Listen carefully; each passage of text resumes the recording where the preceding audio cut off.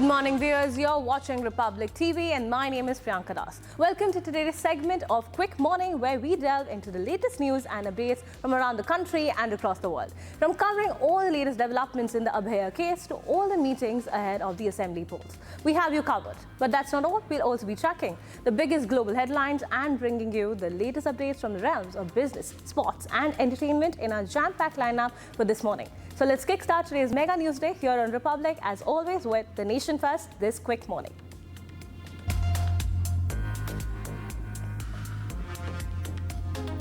Today, the Supreme Court will hear a petition related to the tragic rape and murder of a female trainee doctor at RG Kaur Medical College and Hospital in Kolkata, West Bengal. In a previous hearing, the court directed the Central Bureau of Investigation to provide a status report on the ongoing investigation. Junior doctors in Kolkata are expressing that urgent need for the court to address the matter as they're currently on a hunger strike. They have reported that many of their colleagues have resigned in protest, highlighting a tense situation in the medical community. The doctors are urging the court to take swift action to resolve the crisis and ensure justice for their fallen colleague. The Indian Medical Association, or the IMA, has announced that nationwide hunger strike today to show solidarity with doctors in Kolkata protesting against the rape and murder of a fellow doctor. This fast will take place from 6 a.m. to 6 p.m. across the country. The IMA has called on all its office bearers and resident doctors to join the fast. The association highlighted that the young doctors in Kolkata have been on a fast unto death, with 3 already hospitalized. The movement has garnered significant public support, and the IMA has appealed to West Bengal's Chief Minister Mamata to address the demands of the protesting doctors. Today we had a discussion with the representatives of the Doctors Association, whom we had invited for discussion in view of the hunger strike by the junior doctors, represent some of the junior doctors. We had a detailed discussion of about 2.5 hours. They raised various concerns and issues which have been noted down. Regarding the demands of the junior doctors, we discussed in detail. Out of 10 demands, 7 demands have been already met and the work is in progress, which they, I'm sure, will appreciate. For rest of the 3 demands, they were insisting on certain timelines. Prime Minister Narendra Modi will inaugurate 2 telecom events today: the World Telecommunications on Standardization Assembly and the India Mobile Congress. The WTSA, organized by the International Communication Union, occurs every 4 years and plays a key role in shaping the global communication standards. The IMC, now in its 8th edition, is expected to attract participants from over 120 countries, marking a remarkable increase in international participation compared to the previous years. This year, the event will showcase over 400 exhibitors and nearly 900 startups. In a major breakthrough in the killing of former Maharashtra minister and NCP leader Baba Siddiqui, a Mumbai court on Monday remanded the third accused, Praveen Lonkar, to police custody till October 21st. Lonkar was arrested on Sunday in Pune and is alleged to have recruited 2 of the shooters involved in the fatal attack on Siddiqui, which took place on Saturday night in Mumbai's Bandra area. During the court hearing, the police sought Lonkar's custody to further investigate the conspiracy behind the killing. They revealed that Lonkar's brother, Shubham Lonkar, is reportedly associated with jailed gangster Lawrence Bishnoi. Authorities believe that Shubham and others wanted accomplices orchestrated the shooting and supplied arms to the gunmen. 4 साल से ये criminal activities में involve था। अभी recently जो है 2022 में जून 2022 में ये जो है इसको FIR नंबर 50 है हमारे यहाँ पतारे की, उसमें इसको अरेस्ट करके ये जेल में ही था। और अभी रिसेंटली जुलाई 24 में ये जो है 7 जुलाई 24 को ये जो है वहाँ से रिलीज़ हुआ है और उसके बाद ये गाँव नहीं आया। तब से ये यहाँ से एब्सकॉन्डिंग था। Murder case, attempt to murder और बाकी हीनियस क्राइम जो है आर्म्स एक्ट के, ऐसे ये सब केसेस पर रजिस्टर्ड हैं। Uttar Pradesh Chief Minister Yogi Adityanath is said to meet the family of the man who was shot dead during a Durga idol procession in Bharat. According to local BJP MLA Sureshwar Singh, the meeting is scheduled for Tuesday in Lucknow. Singh added that the Chief Minister has promised strict action against those responsible for the stone pelting and shooting that occurred on Sunday. The violence in Bahraich has left the area tense, with groups armed with sticks seen marching through the village on Monday. The unrest escalated when rioters set fire to an auto dealership and vandalized a hospital. Now, following the incident, Station House officer Suresh Kumar Verma and the in charge of the local police outpost were suspended.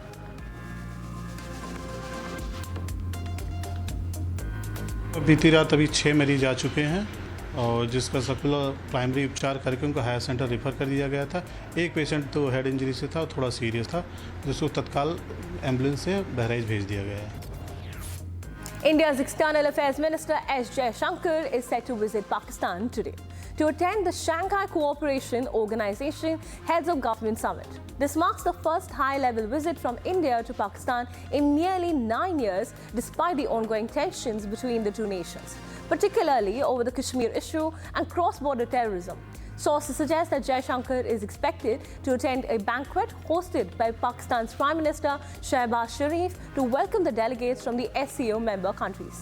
This visit holds significance as it is the first time since December 2015 that an Indian foreign minister will be setting foot in Pakistan. Jaishankar's stay in Islamabad is expected to last less than 24 hours. Pakistan is hosting the SCO Council of Heads of Government meeting on October 15th and 16th.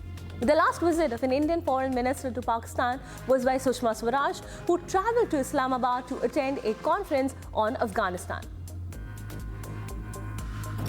In a crucial development aimed at easing the ongoing ethnic tensions in Manipur, selected members of the Legislative Assembly from the Meitei, Kuki and Naga communities will convene for their first joint meeting in New Delhi today. This meeting, facilitated by the Ministry of Home Affairs, marks a significant effort to foster dialogue among the major communities in Manipur, following a year marked by violence and conflict. Officials have confirmed that 3 Naga MLAs will attend, with the exact number of the Meitei and Kuki representatives yet to be confirmed. The goal of this meeting is to promote cooperation and find a peaceful resolution to the issues affecting these communities. The Mahayuti Alliance is set to hold a joint press conference today, building on the recent press conference by the Mahavikas Aghadi. Scheduled for 2:30 p.m. at the MCA Hall, the Mahayuti leaders are expected to share important information about their strategies and objectives for the upcoming assembly elections. In preparation for the elections, the Shinde government has reportedly passed around 1,250 decisions aimed at meeting the demands of the various constituents within the coalition. A massive fire broke out in a remote village in Kishtwar district, Jammu and Kashmir, destroying more than 3 dozen houses. The fire started around 2:45 p.m. in hay stored in a house in the densely populated Mulwarwan village. Due to the wooden construction of many homes in the area, the fire quickly spread. Local police and volunteers have joined forces to control the blaze, but fire tenders are still en route to the location. Thankfully, there have been no reports of casualties, but the fire poses a significant threat to the entire village, which has about 90 houses. Officials are investigating the cause of the fire, which began with hay meant for feeding cattle during the winter.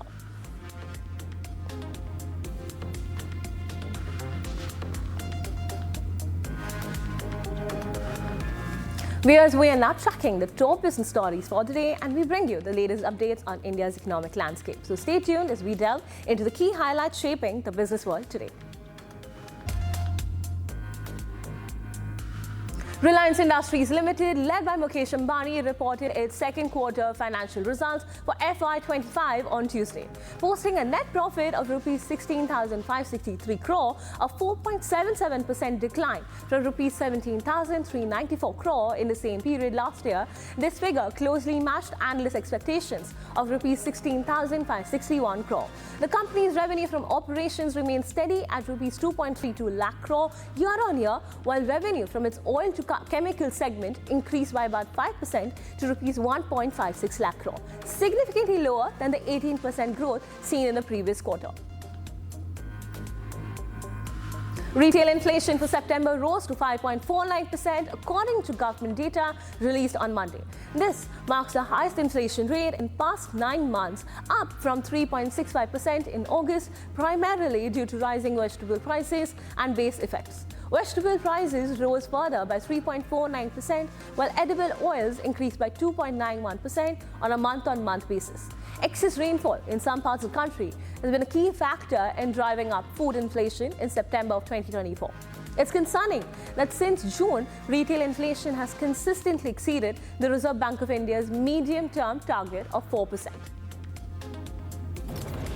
HCL Tech, India's third largest IT services company, reported stronger than anticipated revenue for the second quarter on Monday, signaling a recovery in discretionary spending by the clients.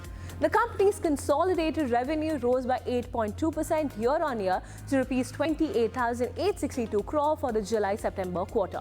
This growth comes despite the ongoing challenges in India's $254 billion IT services sector, where clients have been scaling back on technology investments due to the weak macroeconomic conditions and geopolitical uncertainties, particularly impacting the discretionary projects.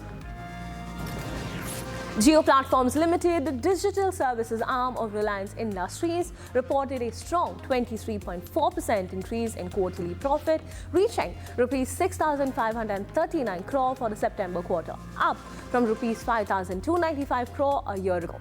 This growth highlights the company's strategic initiatives in the telecom market, along with the effects of a recent tariff hike.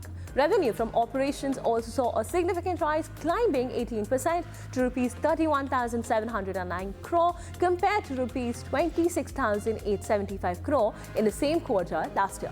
This growth was driven by the effects of the tariff increase and the expansion of the home and digital services.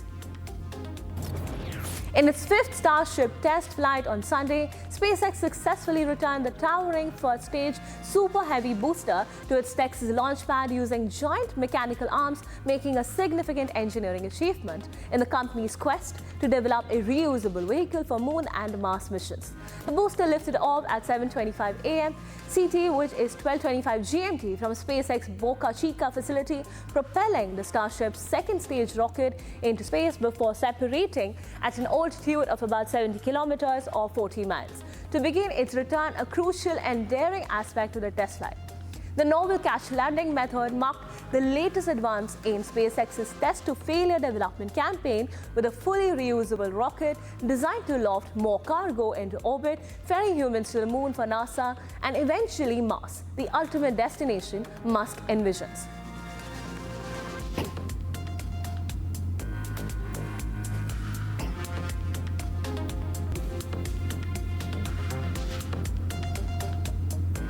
Moving to international news, we focus on the massive India-Canada face-off, all of the rising tensions in the Middle East. So stay tuned as we unravel the updates shaping the global landscape. Tensions have escalated between India and Canada following a serious diplomatic fallout. In a dramatic turn of events, Prime Minister Justin Trudeau has accused the Indian government of being involved in criminal activity and conspiring against those residing in Canadian soil. In response to these allegations, Canada expelled several Indian diplomats, labeling them as persons of interest in this troubling saga. However, India has firmly rejected these claims, asserting that the accusations are baseless and politically motivated. The Indian government retaliated by expelling key Canadian diplomats from New Delhi.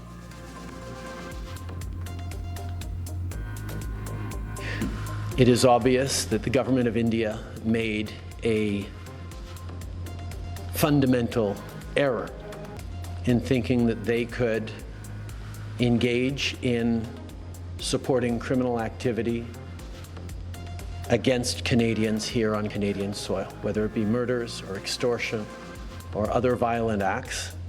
It is absolutely unacceptable for any country, any democracy that upholds the rule of law. Marine Le Pen, The leader of France's far-right National Rally Party is facing trial in Paris over the alleged embezzlement of European Parliament funds, a case that could bear severe repercussions to her political future. The 9-week trial shall be examining the accusations against Le Pen's party, the National Rally, formerly known as the National Front, related to the alleged misuse of European Union funds that were intended to be parliamentary aids. The funds, however, were used to pay her party staff between 2004 and 2016, as Le Pen prepares to respond to judges' questions until Wednesday about the use of the European money to pay her bodyguard, chief of staff, and 2 other aides. A guilty verdict could significantly undermine her aspirations for the 2027 presidential election. Le Pen has firmly denied any wrongdoing amid these serious allegations. Israeli Prime Minister Benjamin Netanyahu on Monday visited the army base that was hit by a Hezbollah drone attack, vowing that his country will continue to strike Hezbollah without compassion in every part of Lebanon, including in Beirut. The attack on the base in northern Israel killed 4 soldiers, all of them 19 years old, and severely wounded 7 others in the deadliest strike by the militant group since Israel launched its ground invasion of Lebanon nearly 2 weeks ago. A total of 61 people were wounded in Sunday's attack. Hezbollah has fired thousands of rockets, missiles, and drones into Israel over the past year, but most have been intercepted or hit in open areas, disrupting daily life but causing only a few casualties. Former President Bill Clinton urged Georgia voters on Monday to rally behind Vice President Kamala Harris. Speaking in Columbus, Clinton said it is literally possible that the whole election could be decided here. Georgia is one of the 7 states seen as pivotal in this year's presidential race, and turnout among the black voters could hold the key for Democrats to winning the state's 16 electoral votes. Democratic Joe Biden won Georgia against then-President Donald Trump in 2020 by 11,779 votes out of more than the 5 million that were cast. That was the first time a Democrat carried the state since Clinton in 1992. 4 years later, Clinton lost the state to Republican Bob Dole but won a re-election. The Nobel Memorial Prize in Economics has been awarded to Darren Acemoglu, Simon Johnson, and James A. Robinson for their research on the impact of societal institutions on economic growth.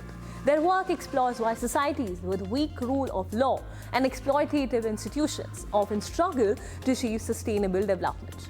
The Royal Swedish Academy of Sciences emphasized that their findings highlight the critical role of institutions in fostering a country's prosperity. Jacob Swenson, chair of the Committee for the Prize in Economic Sciences, remarked that their research provides deeper insights into the fundamental reasons behind the success or failure of nations. The announcement was made on Monday in Stockholm.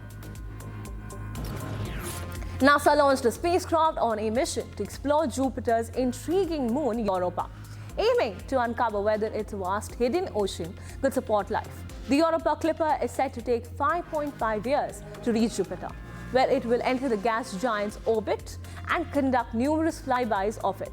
The orbiter is expected to bypass the moon, Europa's harsh radiation environment. Scientists from NASA believe a deep global ocean lies beneath Europa's icy surface, raising the possibility of life. While Europa Clipper will not directly search for life, it will focus on identifying the essential ingredients for life, including organic compounds, investigating the moon's subsurface conditions. A Russian court on Monday convicted a French citizen of collecting military information and sentenced him to 3 years in prison. Laurent Benechier, a 48-year-old political scholar, was arrested in Moscow in June, earlier admitted guilt, setting the stage for a fast-track trial. Detentions on charges of spying and collecting sensitive data have become increasingly frequent in Russia and its heavily politicized legal system since Moscow sent troops into Ukraine in February 2022. Benetier's arrest came as tensions flared between Moscow and Paris following French President Emmanuel Macron's comments about the possibility of deploying French troops in Ukraine.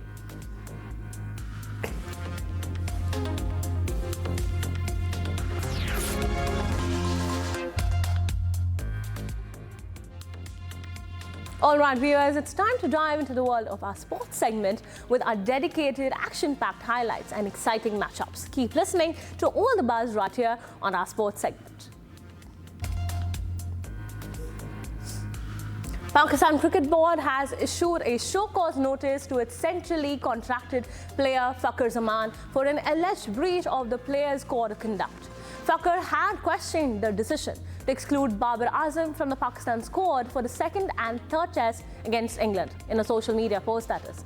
Fakhar has been asked to submit his reply to the show-cause notice by October 21st after the PCB informed him in a notice that he had committed a breach of his contract by criticizing the board policies and selection. Medium pacer Aditya Thakare and left-arm spinner Harsh Dubey shared 8 wickets between them to hand Vidarbha a 74-run victory over Andhra in a Ranji Trophy Group B match. While Vidarbha were bundled out for 118 in their first innings, Andhra scored 167 in response. In the second innings, Vidarbha rode on Punjab Kings opener Atharva Taide's century, complemented by Aman Mokharde's 53 and Danish Melevar's 61 to score a healthy 366, thereby setting a target of 318 for Andhra. Tests have confirmed Lamine Yamal has only a strain in his left hamstring sustained on duty with Spain, Barcelona said. The teenage star underwent the test after leaving the national squad following the 1-0 win over Denmark in the Nations League on Saturday. Spain said the 17-year-old forward was sent back to his club to avoid the risk of injury. Barcelona did not give a timetable on his return, saying only that he will be out of action until he has fully recovered. Barcelona's next game is at home to Sevilla in the Spanish League on Sunday. With an ultimate mission to win the Pro Kabaddi Season 11 champion title, Patna Pirates announced defender Shubham Shinde as the captain. Ankit in the left corner would be his deputy. The Portuguese national football team is making final preparations for the upcoming Nations League match against Scotland. Cristiano Ronaldo, one of the team's star players, was seen training hard on Monday. Portugal has had a fantastic start to this season's Nations League, winning all 3 of their matches so far. The defending champions, having won the competition back in 2018 and 2019. This strong performance has made them the favourites to win against Scotland. Rohit Sharma is India's second highest six-hitter and is only 3 sixes away from equalizing India opener Virendra Sehwag's record. Given his current form, he could very well reach the milestone at the Bengaluru itself. Arina Sabalenka defeated Qin Wen Zheng in the WTA tournament final in China and successfully defended her title at the Wuhan Open. Sabalenka became the first woman to win the title for 3 years in a row to extend her winning streak to 17-0 in Wuhan.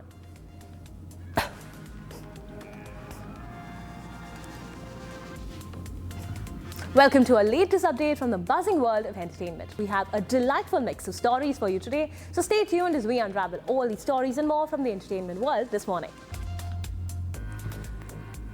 Veteran actor Atul Parchere has passed away at the age of 57. He was widely known for his roles in Hindi films like Partner, Salami Ishq and All the Best. Atul had been battling cancer for some time, a fight he openly discussed last year. He shared how doctors discovered a cancerous tumor in his liver, which marked the start of his health challenges. His family has yet to release an official statement on his death, but reports confirm that his struggle with cancer ultimately led to his passing. There's finally an update on the much-anticipated film Jile Zara. The movie, which was announced back in 2021, stars Alia Bhatt, Katrina Kaif and Priyanka Chopra in lead roles and is being directed by Farhan Akhtar. There had been reports that the project was shelved due to delays, but Alia Bhatt has now set the record straight. In a recent interview, Alia confirmed that the film is very much in the works. She explained that while the shoot has not yet been scheduled yet, all the major players involved in the project, including the actors, directors and producers, are committed to making it happen.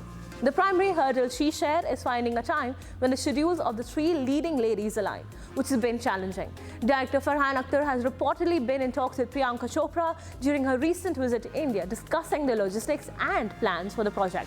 While the release date is still up in the air, fans can rest assured that Jile Zara is not shelved and will be made.